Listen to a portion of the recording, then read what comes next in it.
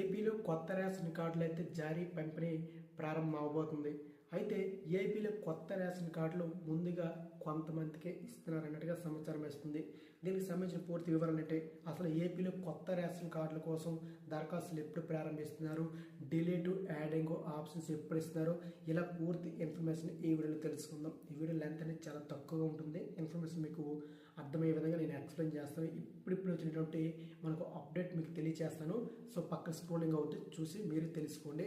So తప్పకుండా ఎవరైతే ration card ఏదైతే చూస్తున్నారో వారు మీ వాట్సాప్ గ్రూప్లో షేర్ చేయండి, వారికి తెలిసింది ఇన్ఫర్మేషన్ అనేది.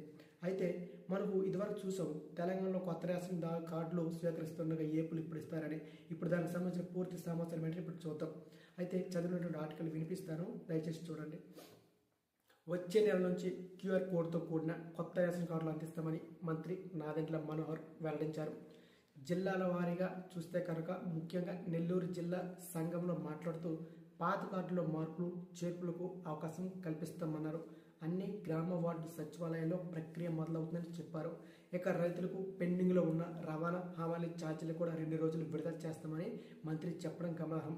ఎవరైతే ఈ కొత్త రేషన్ కార్డుల కోసం ఎదురు చూస్తున్నారో వచ్చే నెల నుంచి అంటే మార్చి నెలలోనే కొత్త రేషన్ కార్డులు అయితే రాబోతున్నాయి, ముఖ్యంగా ఏపీ మరియు తెలంగాణలో కూడా.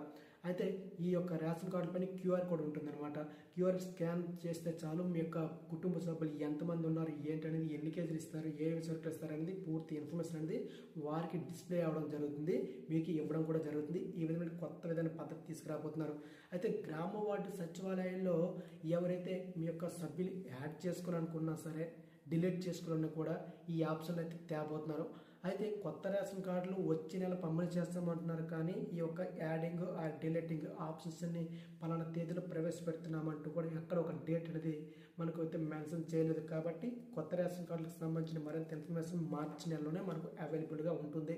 సో మరింత ఇన్ఫర్మేషన్ మీకు తెలియజేస్తుంటాను. చాలా ఇన్ఫర్మేషన్ అనేది ఎక్కువ ఉంటుంది.